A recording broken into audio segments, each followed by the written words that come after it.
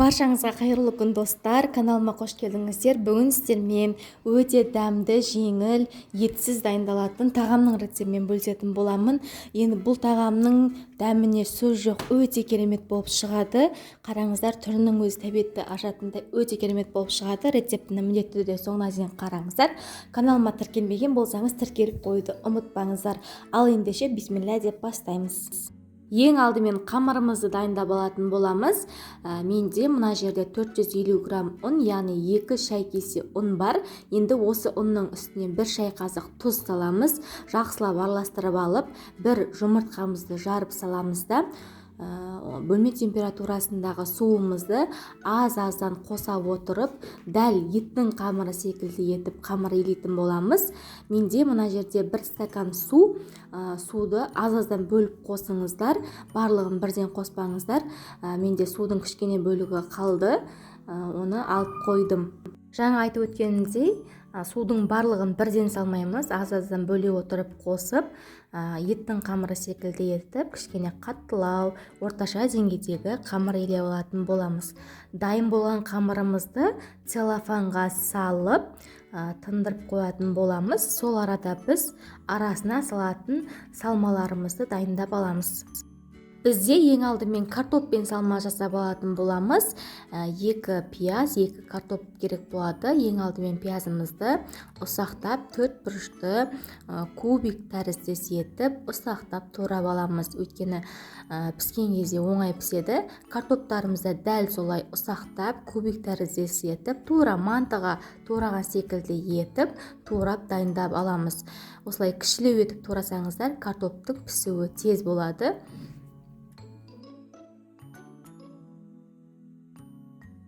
Содан соң аскөктерімізде ұсақтап турап дайындап қоятын боламыз. Егер аскөкті ұнатпасаңыздар, қоспай қойсаңыздар болады. Турап дайындап алғаннан соң табаға 2-3 ас қасықтай май құямыз. Майымыз қызғаннан соң картопты саламыз және пиязды да бірге саламыз. Дәміне қарай тұз қосамыз. Қара бұрыш қоссаңыздар болады. Мен паприка және де қызыл бұрыштан кішкене салдым. Енді осының барлығын жақсылап араластырып, 2-3 минут шамасында қуырып аламыз да, содан соң 4-5 қасықтай су құйып, бетін жауып, баяу отта 10 минутқа бұқтырып пісіріп алатын боламыз. Толықтай пісіреміз. Сол арада екінші салмасын дайындаймыз. Басқа табаға май құйып, май қызғаннан соң жұмыртқаларымызды қуырып дайындап алатын боламыз. Жұмыртқаны салғаннан кейін міндетті түрде тұз салуды ұмытпаңыздар. Барлығын араластыра отырып, жұмыртқаларымызды қуырып аламыз. Бұл бізде екінші салмасы болады. Мінекей менің жұмыртқаларым пісті. Бөлек ыдысқа салып, суытып қоямыз.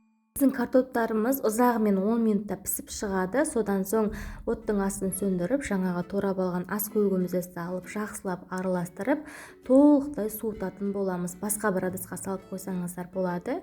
Мінекей бізде картопты салмамыз дайын, жұмыртқамыз дайын. Енді бізге үшінші салмасы сыр керек болады. Сырды үккіштен өткізіп дайындап аламыз. Бізде яғни 3 түрлі салма салып жасайтын боламыз. Ендігі кезекте қамырымызды целлофаннан шығарып, қамырды дәл видеодағыдай ұзынша етіп созып алып, бөлшектерге бөлетін боламыз. Қаласаңыз кішілеу етіп жасасаңыздар да болады. Мен үлкен-үлкен етіп 9 дана жасайтын боламын. Мінекей әрбір бөлінген қамырымызды дөңгелек пішінге келтіріп дайындап алатын боламыз. Көшелерімізді дайындап алғаннан соң бетін целлофанмен жауып қойғандарыңыз дұрыс, өйткені қаязып қалуы мүмкін. Енді әрбір күлшемізді ұн сеуе отырып, оқтаудың көмегімен жұқалап жайып аламыз. Қамырды барынша жұқа етіп жайсаңыздар, өте керемет, дәмді, жұп-жұқа болып, керемет болып пісетін болады. Сондықтан да барынша жұқалап, әдемілеп жайып дайындап аламыз. Қамырды жайып алғаннан соң, қамырдың бір жақ шетіне қарай салмасын салып орналастырамыз. Мен ең алдымен картопты салманы салдым. Осылай бір жағына салғаннан соң, екінші жағын үстіне жауып, қамырымызды біріктіріп, жақсылап қолымызбен басып, жабыстырып шығатын боламыз. Содан соң қамырымыздың шеті әдемі көрініп тұру үшін осылай тәрелке қойып кесіп алсаңыздар болады. Барлығы бір қалыпты әдемі болып пісу үшін артық қамырларды кесіп алып тастасаңыздар болады. Содан соң соңында шанышқымен осылай жан жағын басып қойсаңыздар болады. Бұл бізде қамырдың ашылып кетпеуіне көмектеседі. Мінекей бізде осындай әдемі чебурек тәрізді қамырлар шығады. Екінші қамырымызды дәл солай жайып, барлық салмамызды ауыстыра отырып салсаңыздар болады. Екіншісінде мен жұмыртқалы салманы салып жасап көрсетейін.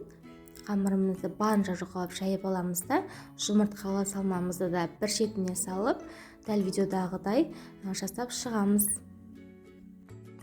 Құрметті менің көрермендерім, егер менің арнама тіркелмеген болсаңыз, міндетті түрде менің арнама тіркеліп, жанындағы қоңырау белгісін басып қойуды ұмытпаңыздар. Сол кезде сіз менен шыққан әрбір видеоны бірінші болып қарайтын боласыз.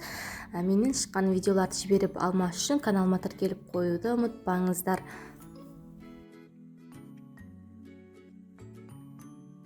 Барлық салмамызды дәл осылай салып, қамырымыздың барлығын осылай түйіп алатын боламыз. Мінекей мен үшіншісінде сырды салып жасап жатырмын. Осылай 3 сырдан 3 жұмыртқа және 3 картоп жасасаңыздар болады.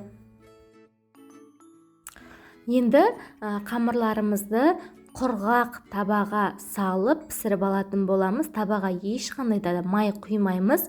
Құрғақ табаға қамырымызды салып, екі бетінен қызартып қуырып алатын боламыз. Мінекей бір беті осылай қызарғаннан соң екінші бетіне ауыстырып, екі жағында қызартып аламыз. Әрбір піскен қамырымызды ыстық күйінде бірден сары май жағып отырыңыздар. Өйткені сары май қамырдың жұмсақ болуына және дәмі одан сайын дәмді болуына көмектеседі. Міндетті түрде сары май жағуды ұмытпаңыздар. Барлық қамырларымызды дәл осылай қызартып, әдемілеп пісіріп дайындап аламыз. Мінекей достар, осымен біздің өте дәмді, ерекше болып шығатын ет жоқ кезде жасасаңыздар, енді дәмі аузыңызда қалатын тағамымыз дайын. Міндетті түрде сіздерге жасап көруге кеңес беремін. Мінекей видеода қарасаңыздар, ең алдымен сырдан жасалған тағамды бөліп көрсетіп жатырмын. Енді сырдан жасалғаны дәмі ерекше, сыры балқып, енді дәмділігінде сөз жоқ. Міндетті түрде жасап көріңіздер. Барлығы да өте дәмді болып шығады. Барлығының да өзіне сай ерекше дәмі бар. Мінекей жұмыртқалы салма және де картопты салмада өте дәмді болып шыққан. Назар қойып рецептіні соңына дейін қарағандарыңызға үлкен рахмет. Рецепт ұнаған болса, міндетті түрде каналыма тіркеліп, лайк басып, комментарий жазып қойды ұмытпаңыздар. Өйткені мен үшін өте маңызды.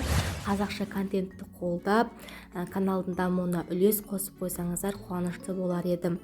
Назарларыңызға көп рахмет.